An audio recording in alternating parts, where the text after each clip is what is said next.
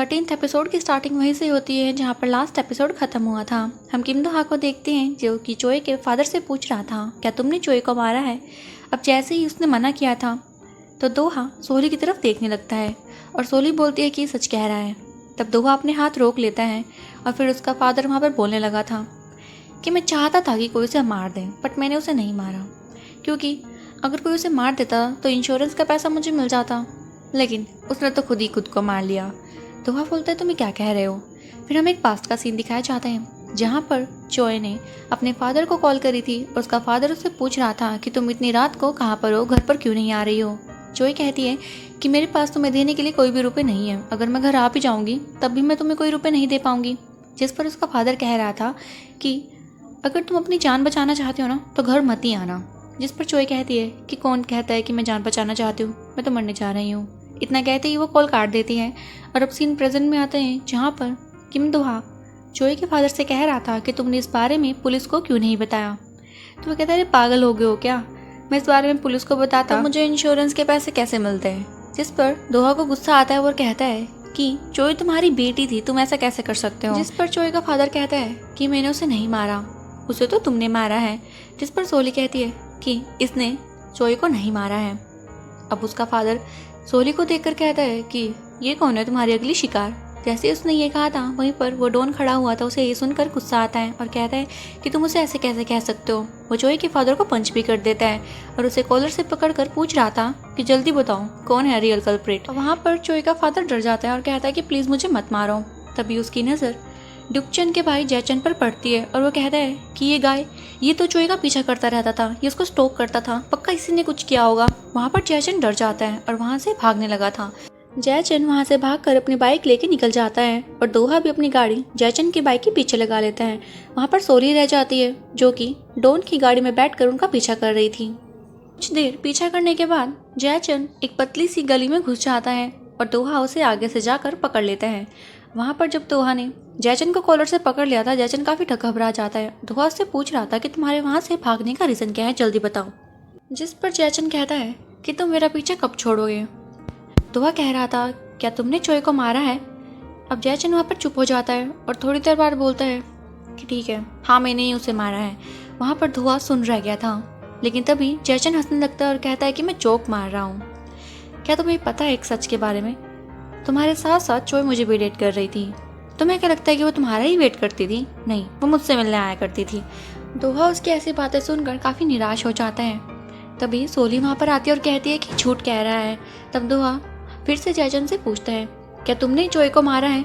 अब जैसे ही वो कुछ बोलने लगा था वो दोहा को पुश करके अपनी जेब से चाकू निकालता है और सोली की गर्दन पर रख देता है और सभी को कह रहा था कि मुझसे दूर हो, नहीं तो मैं इसका गला काट दूंगा। सोली को समझ आ जाता है कि वो झूठ कह रहा है। वो सबको बोलती है कि ऐसा कुछ नहीं करेगा, तुम उसे पकड़ लो, लेकिन दोहा वहाँ पर सभी को रोक देता है कि नहीं, मैं बिल्कुल भी रिस्क नहीं लेना चाहता। वहाँ पर जयचन कहता है कि मुझे अपनी गाड़ी की कीज दे दो। अब दोहा अपनी गाड़ी की कीज उसे दे देता है और वो सोली को वहीं पर धक्का देकर दोहा की गाड़ी लेकर भाग गया था। दोहा वहाँ पर सोली को हक कर लेता है। वो काफ़ी डर गया था कि सोली को कुछ होना चाहे। इसके बाद हम सोली और दोहा को गाड़ी में देखते हैं जहाँ पर सोली दोहा से कह रही थी कि मैंने तुम्हें बता दिया था कि वो झूठ कह रहा है, तब भी तुमने विश्वास नहीं किया। दोहा कहता है कि मुझे तुम पर पूरा विश्वास है, लेकिन मैं तुम्हें खोना नहीं चाहता और मैं तुम्हें थैंक्स कहना चाहता हूँ जो भी तुमने अभी तक मेरे लिए किया। सोली कहती है कि पहले मैं इन पावर्स को श्राप के रूप में लेती थी, लेकिन आज मैं काफ़ी खुश हूँ कि मेरे पास ये पावर्स हैं और मैं तुम्हारी मदद कर पा रही हूँ। दोहा कहता है कि मुझे काफ़ी बुरा लग रहा है कि तुम्हें भी इस प्रॉब्लम में घुसना पड़ रहा है, लेकिन मैं प्रॉमिस करता हूँ कि फ्यूचर में तुम्हें ऐसी कोई भी प्रॉब्लम फेस नहीं करनी पड़ेगी। इसके बाद हमें सुबह का सीन दिखाते हैं जहाँ पर सोली की आंख खुलती है और वो दोहा को भी गाड़ी में सोया हुआ पाती है। वो काफ़ी थकान के कारण वहीं पर सो गए थे। अब जैसे ही दोहा की आंख खुली थी, सोली कह रही थी कि अब हमें रूम पर जाकर रेस्ट करना चाहिए। दोहा कहता है कि नहीं, मुझे डुकचन से जाकर बात करनी होगी क्योंकि उसे ही पता होगा कि जयचन कहाँ पर गया है। सोली उसे कह रही थी ये काफ़ी अजीब होगा जब डुकचन को पता लगेगा कि तुम उसके भाई पर शक कर रहे हो। तुम कहो तो मैं तुम्हारी जगह डुकचन से बात कर लेती हूँ और तुम ऐसा प्रिटेंड करना जैसे कि तुम जयचन पर ट्रस्ट करते हो। मैं तब भी वहाँ पर ये कहूँगी कि जयचन पर मुझे शक है, शायद वो तो मुझे बता दे। इस पर दोहा कहता है कि डुकचन ऐसा बिल्कुल भी नहीं है, वो मुझ पर ट्रस्ट करता है। सोली कहती है कि हाँ, शायद वो तुम पर ट्रस्ट इसी रीजन से करता है क्योंकि उसे कल्प्रिट के बारे में पता है। इसके बाद सीन शिफ्ट करते हैं पुलिस स्टेशन की तरफ जहाँ पर एक रिपोर्टर चीफ पार्क से उसी केस के सिलसिले में कुछ क्वेश्चन करने के लिए आया हुआ था और वो कह रहा था कि आपको जहाँ पर चोई की बॉडी मिली है कि आपको वहाँ पर उसके आसपास उसका कुछ सामान नहीं मिला, जिस पर चीफ पार्क उसे इग्नोर करके वहाँ से जाने लगे थे। तब वो जाते जाते उससे बोल रहा था कि आपने इस केस पर जरा सा भी इंटरेस्ट नहीं दिखाया है, ऐसे ही आपको कुछ पता लगेगा तो प्लीज़ मुझे इन्फॉर्म करना। वो वहाँ पर अपना कार्ड भी चीफ पार्क को देकर चला गया था। इसके बाद हम एक शॉप में ली कैंग को एक आदमी के साथ देखते हैं, जहाँ पर वो उस आदमी से पूछ रहा था कि तुमने उस दिन किम संग जू और चोई को साथ में देखा था, क्यों है ना? जिस पर वो आदमी कहता है कि हाँ, मैंने तो इसकी रिपोर्ट भी करी थी पुलिस स्टेशन में, लेकिन इसे इग्नोर कर दिया गया। तब ली कैंग को जिनकी डायरी याद आती है जिसमें कि लिखा हुआ था कि पुलिस स्टेशन में काफ़ी बार रिपोर्ट करी गई लेकिन पुलिस वालों ने कोई भी रिएक्शन नहीं लिया।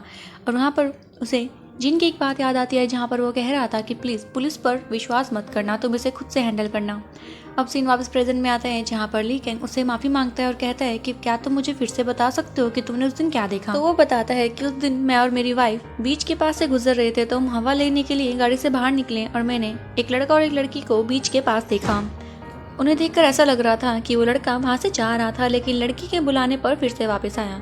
लेकिन न्यूज़ में तो इसका उल्टा ही लिखा हुआ था। वहाँ पर लिखा हुआ था कि वो लड़का वहाँ पर उसे छोड़कर चला गया और बाद में जाकर सोकर मैच देखने लगा। अब ली कैंग उससे पूछता है क्या तुमने उसका फेस भी देखा? तो वो आदमी बताता है कि नहीं, वो काफ़ी दूर थे, मैं उनका फेस नहीं देख पाया, लेकिन वो लड़की उसे किम संग जू कहकर पुकार रही थी, तो पक्का वो स्योंग जो ही होगा।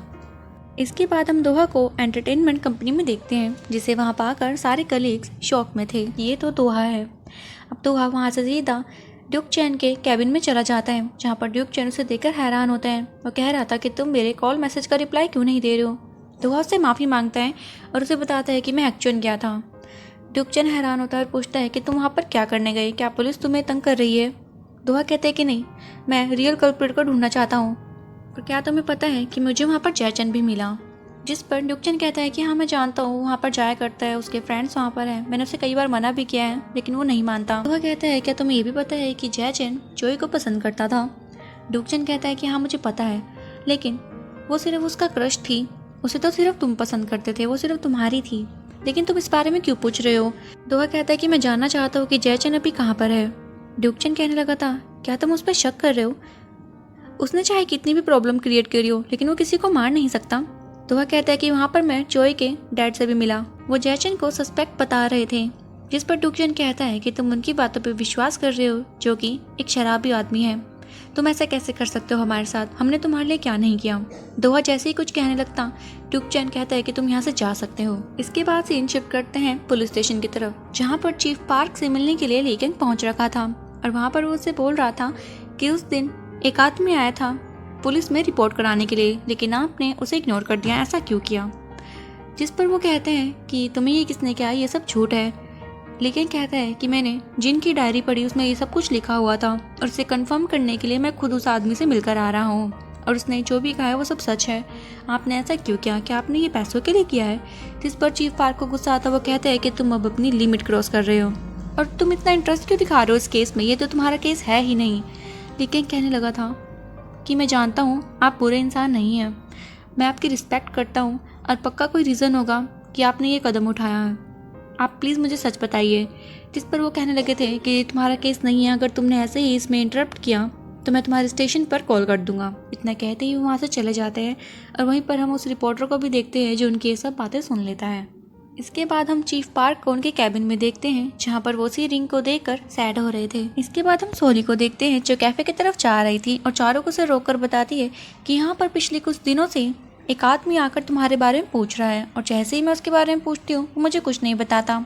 वो तब यहाँ पर आया था जब तुम अपने बॉयफ्रेंड के साथ हैक्चुन गई हुई थी।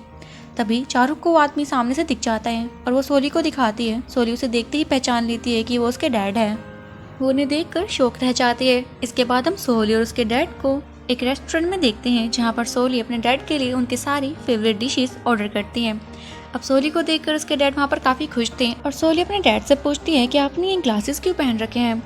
उसके डैड उसे बताते हैं कि मुझे एक मधुमक्खी ने काट लिया है। सोली उसकी फिक्र करने लगी थी। वो कहते हैं कि नहीं नहीं मैं बिल्कुल ठीक हूँ।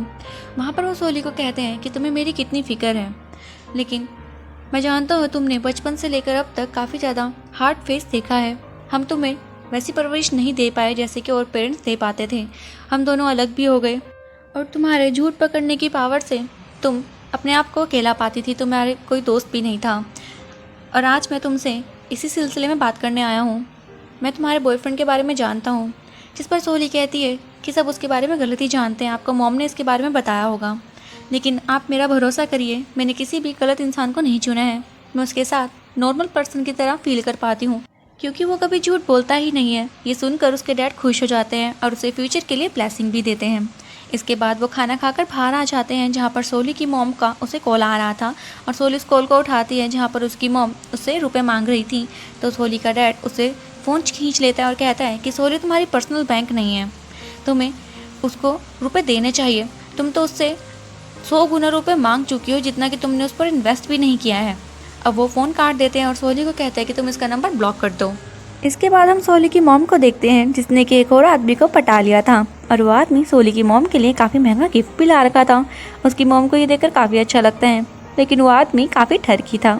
वो उसे काफ़ी टची हो रहा था, जिसे देखकर सोली की मॉम काफ़ी अनकंफर्टेबल होने लगी थी। इसके बाद सीन शिफ्ट करते हैं और हम दोहा को उसके रूम में देखते हैं, जहाँ पर वो ड्यूक चैन से करी हुई बातें याद कर रहा था और उसे याद करके वो काफ़ी सैड भी था। वो सोली को वहाँ पर कॉल करने की कोशिश करता है, लेकिन सोली का कॉल नहीं लगता। और यहीं पर हम इस पार्ट को ख़त्म करते हैं। मिलते हैं इसके नेक्स्ट पार्ट में। Till then take care, good bye.